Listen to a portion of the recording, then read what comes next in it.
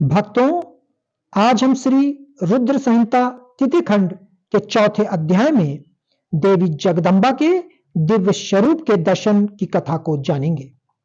ब्रह्मा जी बोले, हे नारद, देवताओं के द्वारा की गई स्तुति से प्रसन्न होकर दुखों का नाश करने वाली जगदम्बा देवी दुर्गा उनके सामने प्रकट हो गई। वे अपने दिव्य रत्न जड़ित रथ पर बैठी हुई थी। उनका मुख करोड़ों सूर्य के तेज के समान चमक रहा था। उनका गौर वर्ण दूध के समान उज्जवल था। उनका रूप अतुल्य था। रूप में उनकी तुलना किसी से नहीं की जा सकती थी। वे सभी गुणों से युक्त थी। दुष्टों का संहार करने के कारण वे ही चंडी कहलाती हैं। वे अपने भक्तों के सभी दुखों और पीड़ाओं का निवारण करती हैं। देवी जगदम्बा पूरे संसार की माता हैं। वे ही प्रलय काल में समस्त दुष्टों को उनके बंधु बांधवों सहित घोर निद्रा में सुला देती हैं। वही देवी उमा इस संसार का उद्धार करती हैं। उनके मुखमंडल का तेज अद्वितीय है। इस तेज के कारण उनकी ओर देख पाना भी संभव नहीं है। तब उनके अमृत दर्शनों की इच्छा लेकर श्रीहरि सहित सभी ने स्तुति की। तब उनके अमृतमय स्वरूप को देखा। उनके अद्भुत स्वरूप के दर्शन से सभी देवता आनंदित होकर बोले, हे महादेवी, हे जगदम्बा, हम आपके दास हैं। आपकी शरण में हम बहुत आशा से आए हैं। कृपया करके हमारे आने के उद्देश्य को समझकर हमारे मनोरथ को पूर्ण कीजिए। हे देवी, पहले आप प्रजापति दक्ष की कन्या के रूप में प्रकट होकर रुद्रदेव की पत्नी बनी और ब्रह्मा जी व अन्य देवताओं के दुखों को दूर किया। आपने पिता के यज्ञ में अपने पति का अपमान देखकर स्वेच्छता से अपने शरीर का त्याग कर दिया। इससे रुद्रदेव बड़े दुखी हैं। वे अत्यंत शोकाकुल हो गए हैं। साथ ही आपके यहां चले आने से देवताओं की जो इच्छा थी वह भी अधूरी रह गई है। इसलिए हे जगदम्बिके, आप पृथ्वीलोक पर पुनः अवतार लेकर रुद्रदेव को पति रूप में पाइए, ताकि इस लोक का कल्याण हो सके और सनत कुमार मुनि का कथन भी पूर्ण हो सके।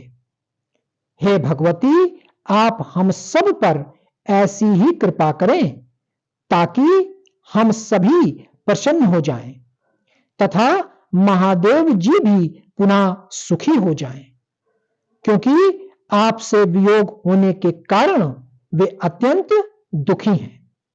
कृपया करके हमारे सभी कष्टों और दुखों को दूर करें। हे नारद, ऐसा कहकर सभी देवता पुनः भगवती की आराधना करने लगे। तत्पश्चात हाथ जोड़कर चुपचाप खड़े हो गए। तब उनकी अनन्य स्तुति से देवी उमा को बहुत प्रसन्नता हुई।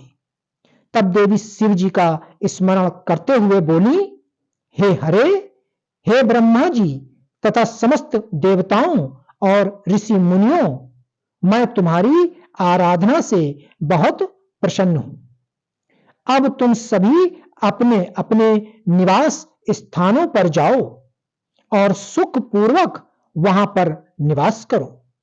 मैं निश्चित ही अवतार लेकर हिमालय मैना की पुत्री के रूप में प्रकट होंगी, क्योंकि मैं अच्छे से जानती हूं कि जब से मैंने दक्ष के यज्ञ की अग्नि में अपना शरीर त्यागा है, तब से मेरे पति त्रिलोकीनाथ महादेव जी भी निरंतर काल अग्नि में जल रहे हैं।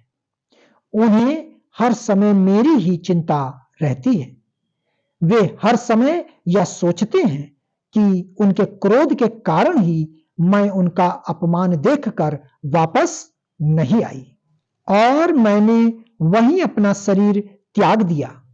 यही कारण है कि उन्होंने अलौकिक वेश धारण कर लिया है और सदैव योग में ही लीन रहते हैं। अपनी प्राण प्रिय का वियोग वे सहन नहीं कर सके हैं, इसलिए उनकी भी यही इच्छा है कि मैं पुनः पृथ्वी पर अवतीर्ण हो जाऊं ताकि हमारा मिलन पुनः संभव हो सके। महादेव जी की इच्छा मेरे लिए सदैव सर्वोपरि है, अतः मैं अवश्य ही हिमालय मैना की पुत्री के रूप में अवतार लूंगी। इस प्रकार देवताओं को बहुत आश्वासन देकर देवी जगदम्बा वहां से अंतर्ध्यान हो गईं। तत्पश्चात श्री हरि व अन्य देवताओं का मन प्रसन्नता और हर्ष से खिल उठा। वे उस स्थान को जहां देवी ने दर्शन दिए थे अनेकों बार नमस्कार कर अपने अपने धाम को चले गए। भक्तों, आगे की कथा श्री रुद्र संहिता तृतीय खंड अध्याय 5 अवश्य सुने। ओम नमः शिवाय।